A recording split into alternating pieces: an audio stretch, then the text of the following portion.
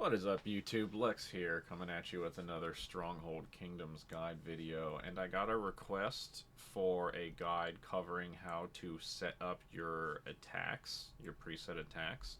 And I actually have a way of doing this that I call attack layers that will allow you to essentially use the same set of presets for every combat situation up to and including the bottom half of pig castles. So this same formation will work for snake castles, rat castles, all bandits, pretty much all wolves, except for really scary like 300 wolf packs, etc., etc.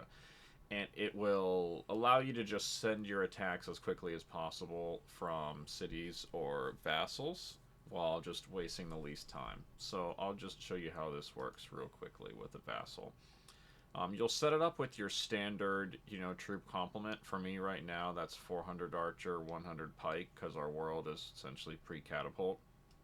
So our maximum layer will be set up for a city, village, or vassal that has, you know, that composition of 400 archers and 100 pikes. So let's go ahead and use this wolf layer as an example. The attack target is irrelevant, but so once you get to your attack screen, you want to go to your local setups. Now, I've already created these formations to show you, but you'll need to create them yourself, obviously, and I'll show each as we go. You also want to number them. I go 1, 1.1, 1.2, 1.3, as many as I have. So that way they're in the correct, you want them in the correct order, top to bottom, so you can just go down the list when it comes time to look at them. So the first one I have is Wolf Tiny, and this is really the minimal amount to clear like a wolf lair, right? So this can work almost anywhere. It's just 5 pikemen spread with 20 archers in between. So my second one is Wolf Small, which is just the same thing, symmetrically on both sides, right? And then we have Wolf Small plus 1 adds a third side. Wolf Small plus 2 adds a fourth side. So now we have a pretty decent little composition here.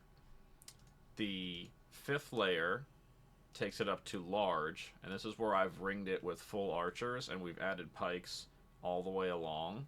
Now why don't we just load this one first? Well, the reason for that is, let's say you're attacking from a village with only 20 pikes, right? That's why we want to have the the smaller setups, right? So we can go down the list. And our very largest one is a full surround for a rat castle, and you'll notice that it's been beefed up in these areas.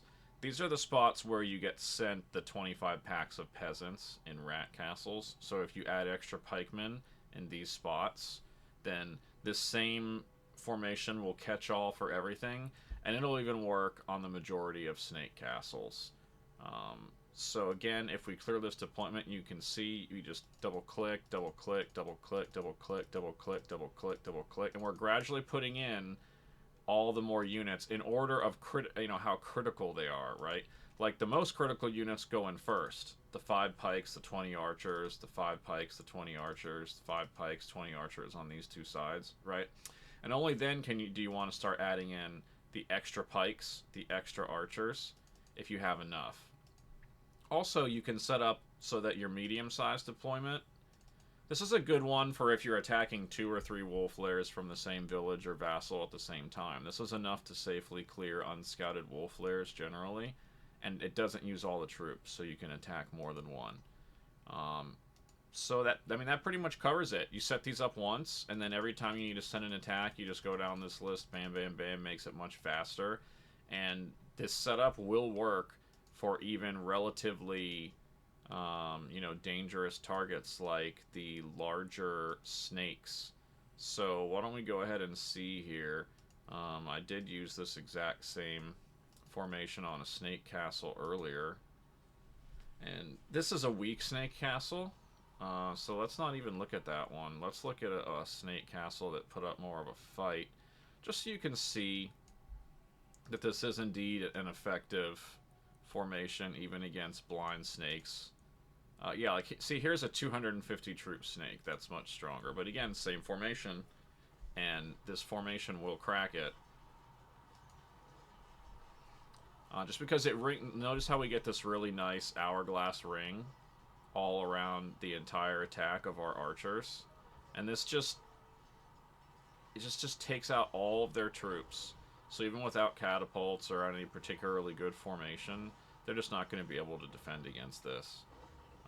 And then we're also going to clear almost all the troops and get nearly complete honor. So there you go. We got a nice 76,000 honor. We lost 138 archers and 12 pikes. So pretty darn good for blind with no scout and no catapults. I'm happy with that trade. So again, hopefully these formations will help you out when you're sending your attacks. And thanks for watching. We'll see you on the next one.